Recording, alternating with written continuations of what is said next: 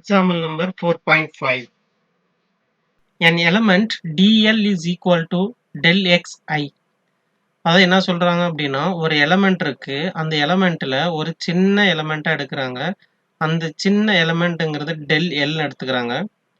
So அதோட value குடுத்துருக்காங்க. del x அப்படிங்கிற வேல்யூ. ஸோ அது எந்த ஆக்சிஸ்ல இருக்கு அப்படின்னா i cap. So i cap அப்படிங்கிறது என்ன அப்படின்னா x ஆக்சிஸ்னு அர்த்தம். Is placed at the origin. So அந்த dlங்கிற எலமெண்ட் ஆரிஜின்ல வச்சிருக்காங்க. And carries the current. So அந்த எலமெண்ட் என்ன இருக்குது அப்படின்னா அந்த எலமெண்ட் வந்து ஐங்கிற வேல்யூ இருக்கு 10 ஆம்பியர்ஸ் கொடுத்துருக்காங்க. ஸோ இங்கே டயக்ராமில் கொடுத்துருக்காங்க. What is the magnetic field on the y axis at a distance 0.5 metre. So இங்கே இருந்து ஒரு 0.5 மீட்டரில் டிஸ்டன்ஸ் அவங்களே கொடுத்துருக்காங்க, ஒய் ஆக்சிஸ்ன்னு சொல்லி கொடுத்துருக்காங்க. ஸோ இந்த இடத்துல மேக்னெட்டிக் ஃபீல்டு வந்து என்ன இருக்கும் அப்படின்னு சொல்லி கேட்குறாங்க. ப்ளஸ் அந்த எலமெண்ட்டோட வேல்யூ வந்து கொடுத்துட்டாங்க. ஏன்னா டெல் எக்ஸுங்கிறது 1 சென்டிமீட்டரில் கொடுத்துருக்காங்க. ஸோ நம்ம ஃபர்ஸ்ட் கிவன் இன்ஃபர்மேஷன் எழுதலாம். ஸோ டெல் எல்ங்கிற ஸ்மால் எலமெண்ட்ல டெல் எக்ஸ் அப்படிங்கிற வேல்யூ கொடுத்துருக்காங்க. ஸோ அது வந்து ஐ கேப். டெல் எக்ஸோட வேல்யூ வந்து என்ன கொடுத்துருக்காங்கன்னா 1 சென்டிமீட்டர் கொடுத்துருக்காங்க. நம்ம எப்பவுமே 1 சென்டிமீட்டரில் வச்சு பண்ணக்கூடாது, எஸ்ஐ யூனிட்டுக்கு மாற்றணும். அப்போ 1 × 10⁻⁻2 மீட்டர் ஐ கேப்னு எடுத்துக்கணும். அதுக்கப்புறம் கரண்ட் வந்து கொடுத்துருக்காங்க 10 ஆம்பியர். அப்போ டிஸ்டன்ஸ் கொடுத்துருக்காங்க. அப்போ ஆர் வேல்யூ வந்து கொடுத்துருக்காங்க 0.5 மீட்டர். ஸோ இது மீட்டரில் தான் கொடுத்துருக்காங்க, நோ இஷ்யூ. ஸோ இந்த மாதிரி இருக்கும்போது மேக்னெட்டிக் ஃபீல்டு என்னன்னு சொல்லி கேட்குறாங்க. இப்போ சொல்யூஷன். ஸோ நமக்கு தெரியும் மேக்னெட்டிக் ஃபீல்டோட ஃபார்முலா. ஸோ மேக்னெட்டிக் ஃபீல்டோட formula integral of small magnitude is nothing but mu0/4 integral of idl sin theta by r square. சரிங்களா?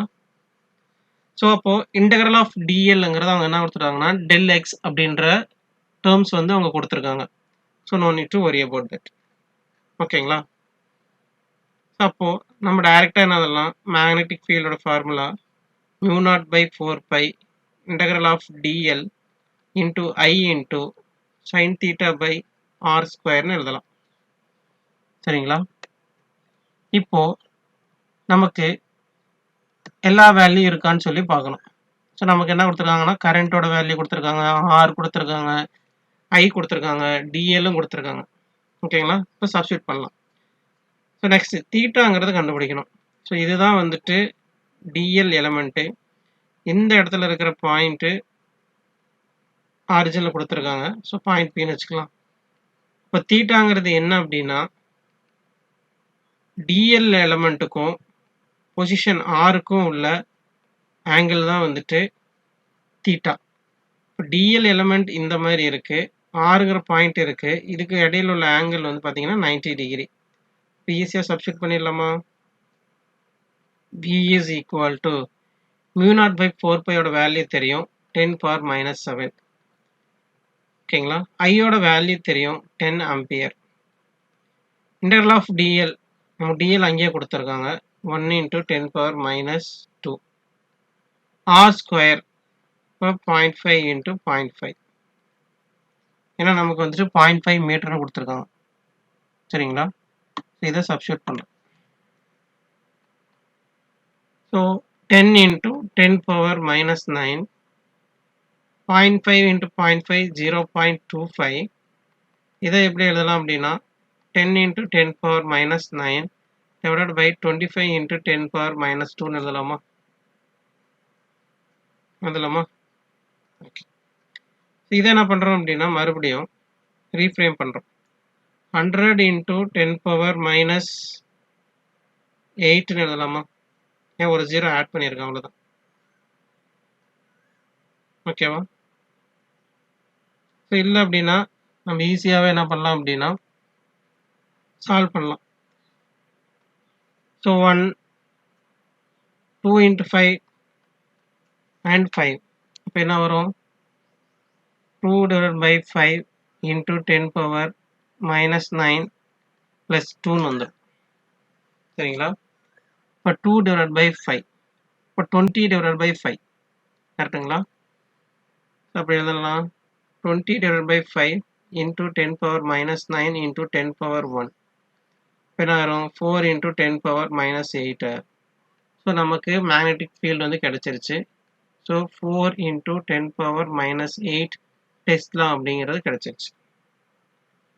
சப்போஸ் அதில் வந்து டைரக்ஷன் கேட்குறாங்க.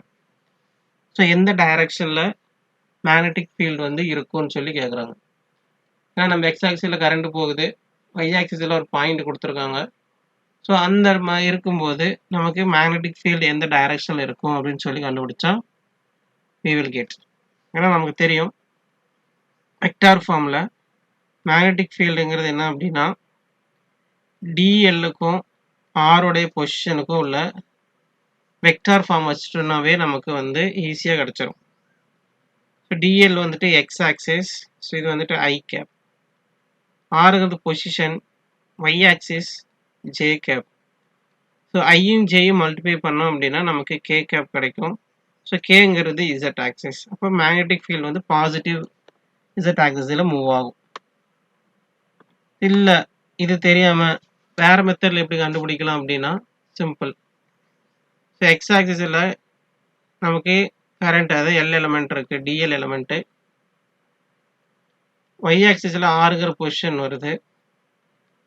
ஸோ நம்ம டிஎல்லுக்கும் ஆருக்கும் இந்த டைரெக்ஷனில் போகிறோம். இது வந்து என்ன அப்படின்னா anticlockwise direction based on the position அடி.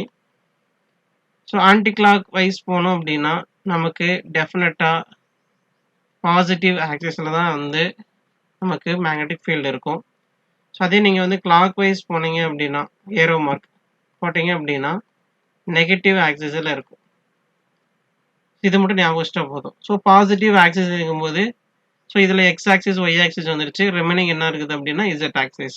ஸோ மேக்னெட்டிக் ஃபீல்டு வந்துட்டு இசட் ஆக்சிஸில் பாசிட்டிவில் இருக்கும்.